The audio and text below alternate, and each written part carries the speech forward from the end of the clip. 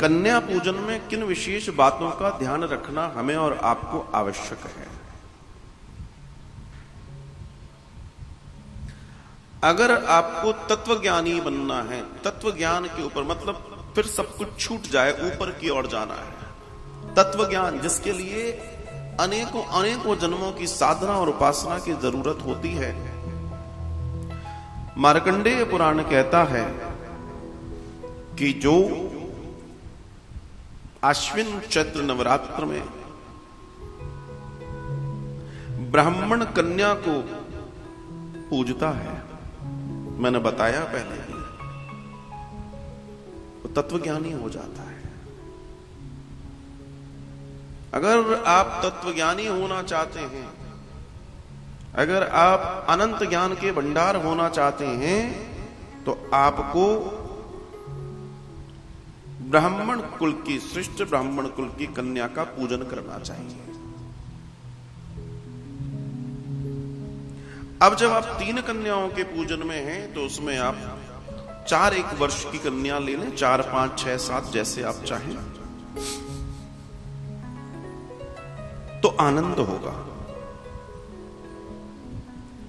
और ये आपके जीवन में चमत्कार करेगा। जी हां, चमत्कार।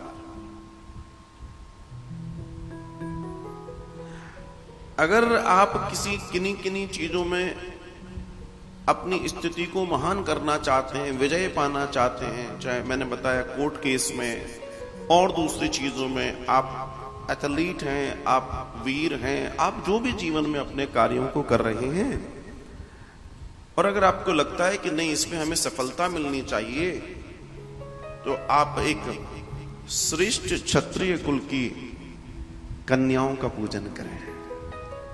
जी हां, श्रेष्ठ क्षत्रिय कुल की कन्या का पूजन करें।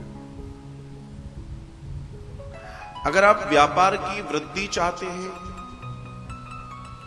और अगर आप कर्ज से मुक्ति चाहते हैं, कर्ज चढ़ गया हो, कर्ज से मुक्ति चाहते हैं, व्यापार में वृद्धि चाहते हैं, लक्ष्मी की कृपा चाहते हैं, तो आप तीसरे वर्ण वैश्य कन्या का पूजन करें, पूरे मां को मानकर वैश्य कन्या का पूजन करें। अगर आप अनेकों रोगों से पीड़ित हैं, इलाज नहीं बन पा रहा है, तमाम परेशानियां जीवन में हैं, असाध्य हो गई हैं, घर में सुख नहीं है, शांति नहीं है, और आपको लगता है कि परेशानियां चरम पर हैं, तो आप चतुर्थ वर्ग की कन्याओं का मां मान के पूजन करें। जी हां, ये कन्या पूजन आपके जीवन में चमत्कार कर देगा। चमत्कार। कन्या पूजन तो आप कर रहे हैं, लेकिन सिर्फ यही है कि बुला लो, खिला दो, जय जय कर लो ना। ऐसे ही थोड़ी ना ये चीजें तैयार हुई हैं, इसके पीछे पूरा साइंस है, पूरा विज्ञान है। और जब तक इस विज्ञान को न जानोगे, जब तक उन माताओं का आशीर्वाद तुम्हें नहीं मिलेगा, जब तक उस श्रेष्ठता को तुम न जी पाओगे, ये ध्यान रखना। जब कर रहे हो तो फिर लाभ भी होना चाहिए, फिर विधि से ही कर लो। जैसे हम जल तो पीते हैं, हमें प्यास लगेगी, हम जल पिएंगे, लेकिन जल पीने से प्यास भी बुझ जाएगी।